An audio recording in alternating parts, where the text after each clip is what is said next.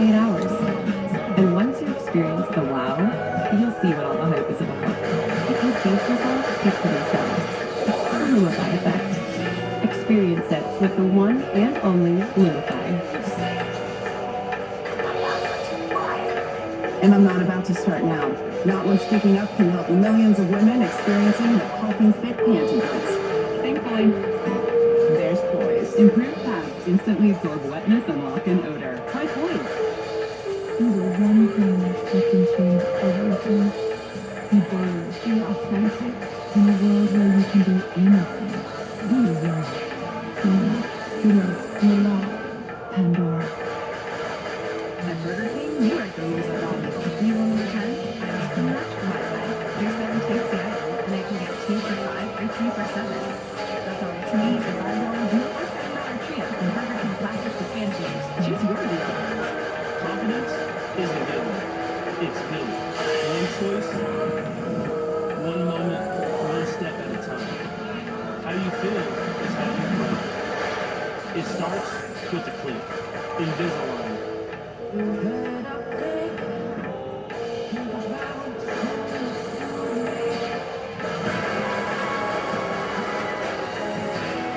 Free at work. Deep, the article felt intense. Do so much. Hello, Greta. Do you still like scary houses? If anyone's head spins around, this is the last episode. No, We out. Scariest House in America. All new Friday night at 9 on HGTV. it's really cool. You see it every day.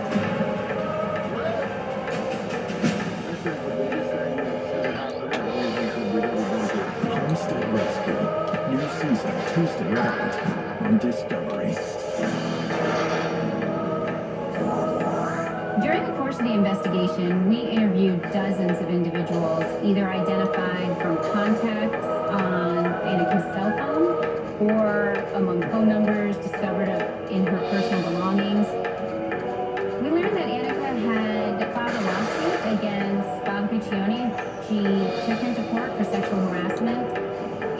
We were aware of that relationship, but that relationship was years prior in the 1970s, and Annika died in 2011. It was very remote in terms of time to the recovery of her body on the beach.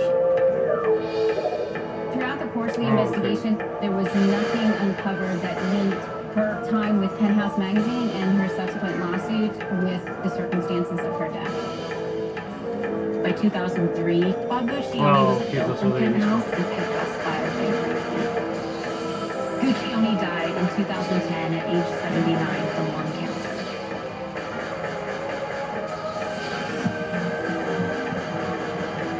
We really focused our investigation trying to recreate the roughly 36-hour window between her last known contact with family and the time her body was recovered. On January 2nd, Annika decided to take a drive from Sherman Oaks to Carlsbad, where she checked into a Motel 6. Then she apparently was driving on Interstate 5, where ultimately she ended up parking her vehicle at the scenic overlook at Vista Point.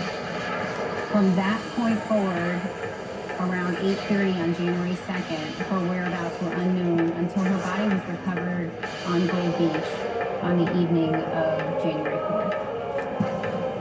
We posted information wanted bulletins at the scenic overlook aboard the base to see if anyone may have seen her or had any information, had seen any suspicious activity in any of the areas. We don't have any evidence that this is a homicide. We also did a news broadcast searching for the public's help in trying to identify whether anyone had seen Annika after her last known communications with family. This is an appeal to the media, to the public, to see if there's anyone that may have seen her.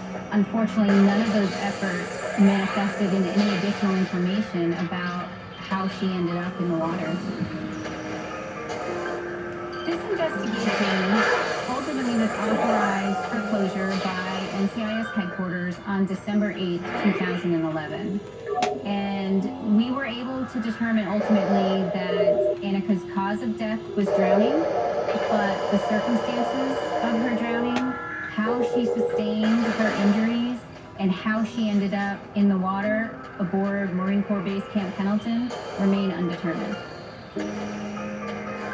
Anytime a body is Sex. found on a beach in an abandoned car, and the person is dead, and knowing some people will say, well, look at the life she lived. What did she expect? This horrifies me. Oh, Because I come on. know what she came from, and I know what she tried to escape, and I know what she tried to do with her life.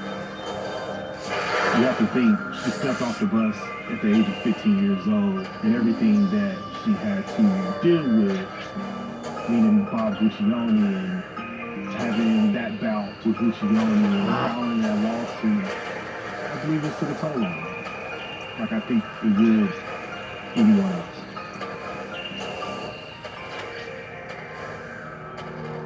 Oh yeah. These girls had big dreams and they were promised big things, and they got in exchange some good times and a very little amount of cash.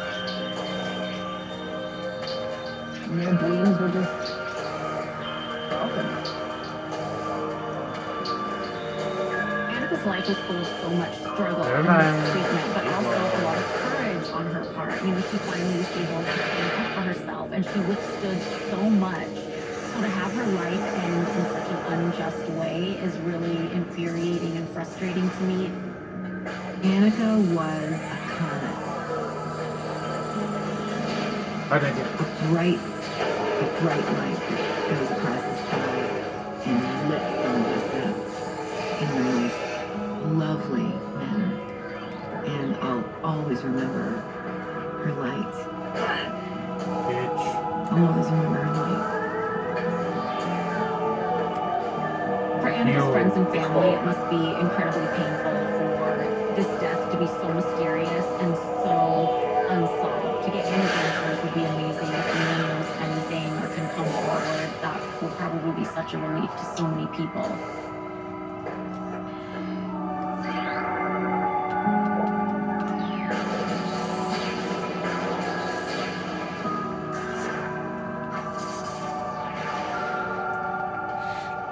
Sex.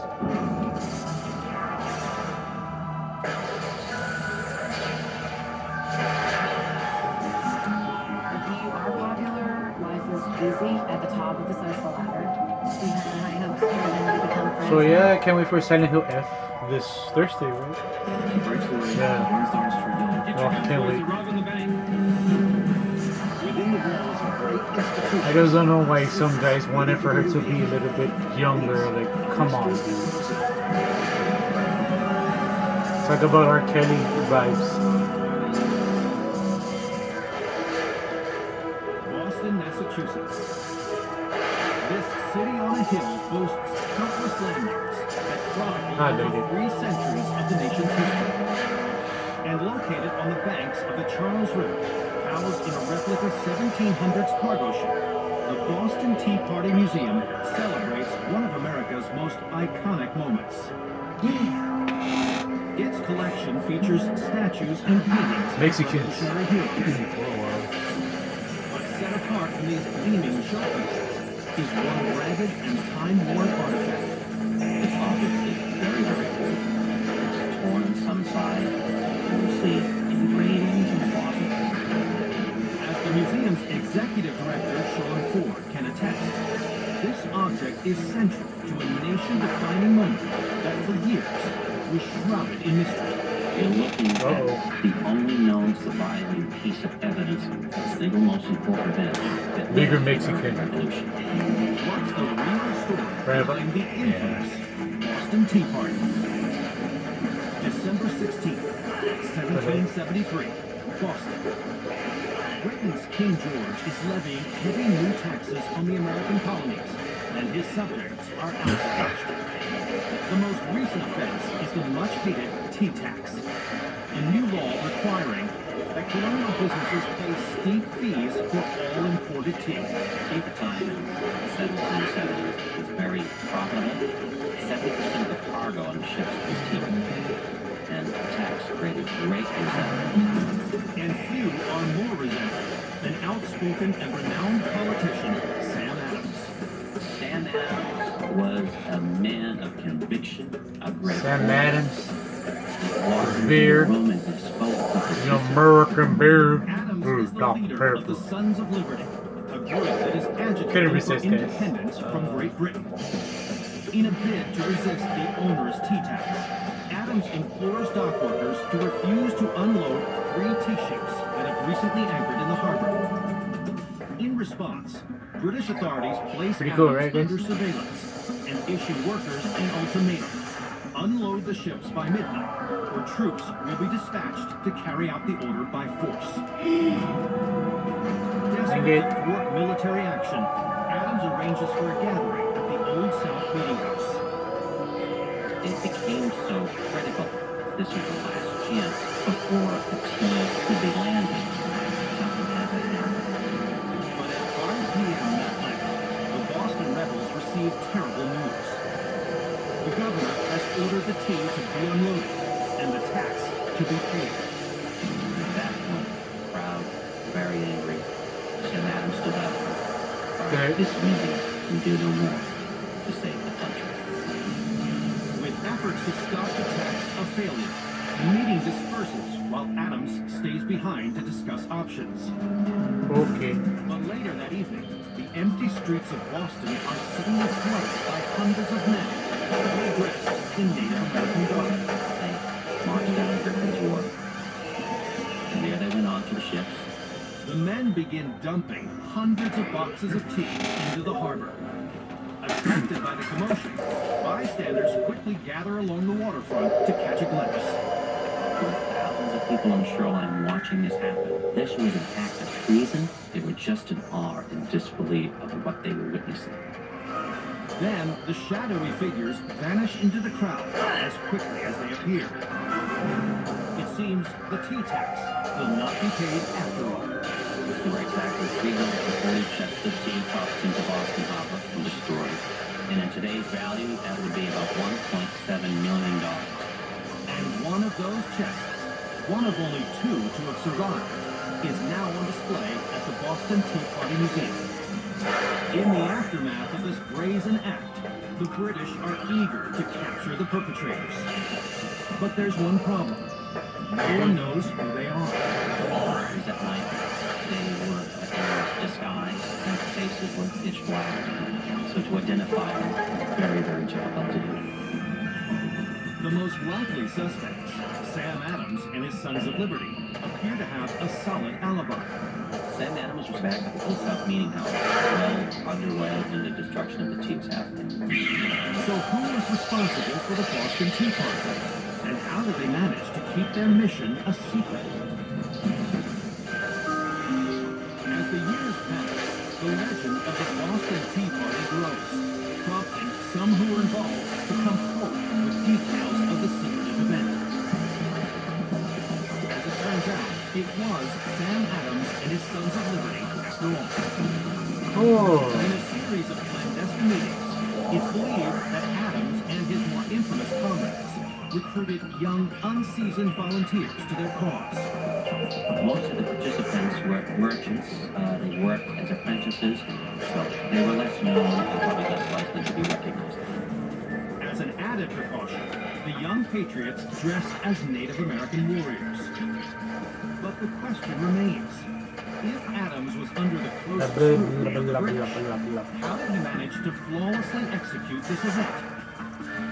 As the story goes, at the meeting in which he seemed to concede defeat, the famed politician was speaking in code. It was that moment that Sam Adams said this meeting can do no more to save the country. That was the signal for the Patriots to don their Mohawk disguise and march down the British Wharf to destroy the tea. Adams always publicly denied his involvement. It seems the exact details of his role in this legendary event may forever be shrouded in mystery. What is clear is that this brave act of defiance galvanized the revolutionary movement and set the colonies on the path to independence.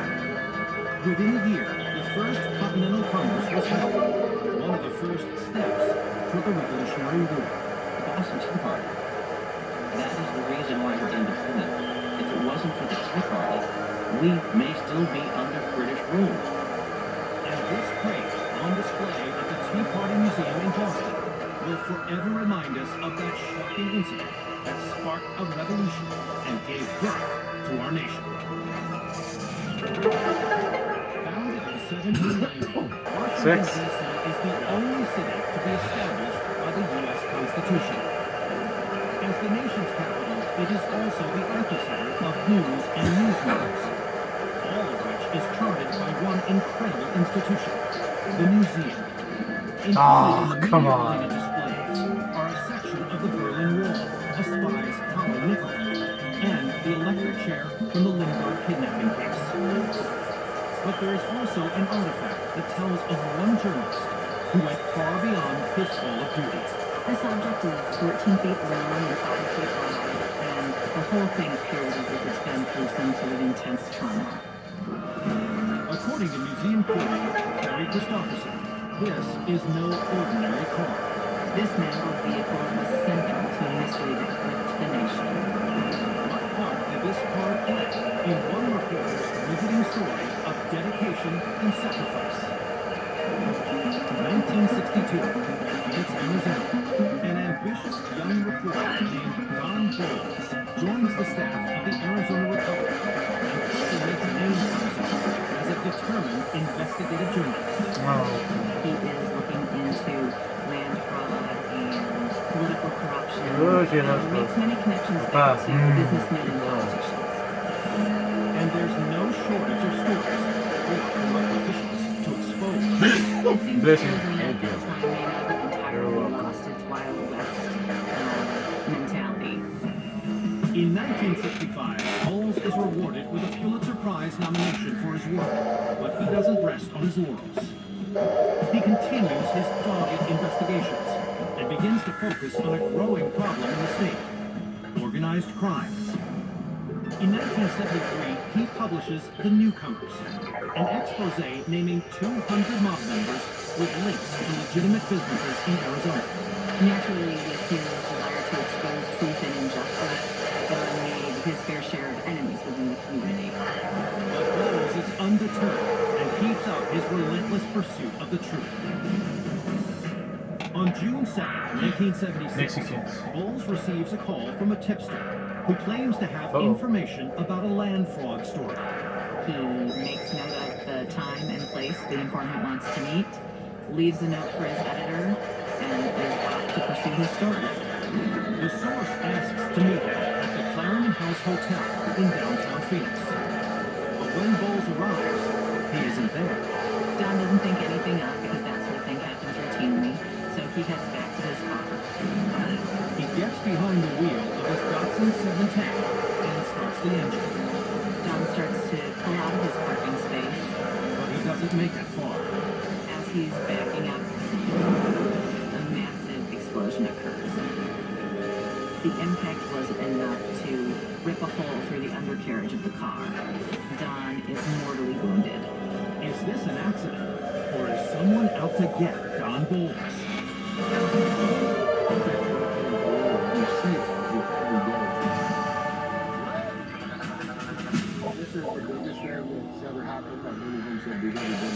Homestead Rescue. New season Tuesday night on Discovery. Oh, I want to come clean. I don't get football. Right? Why they score by 7? And the kicker is so little. I worry about it. Even like my nachos. I love your nachos, man. Try it out. Oh, man, I want some nachos. You don't want to come clean about Right about? anything else. Carne asada is back. Nachos with flavor of jalapenos. Expertly grilled throughout the day. Expertly seasoned. Garlic, cumin, coriander. Expertly crafted just for you. Nobody does carne asada like Chipotle. Oh.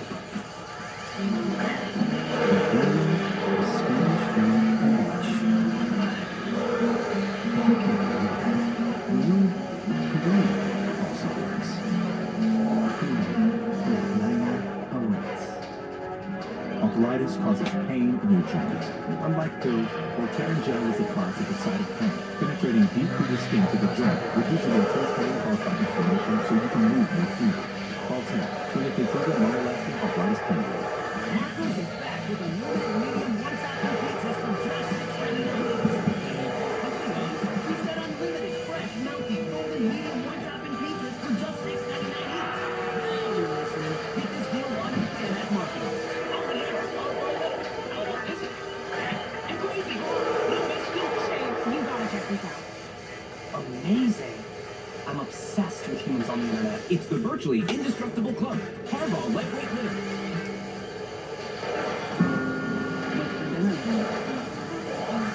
What's for dinner? Yeah, what's for dinner?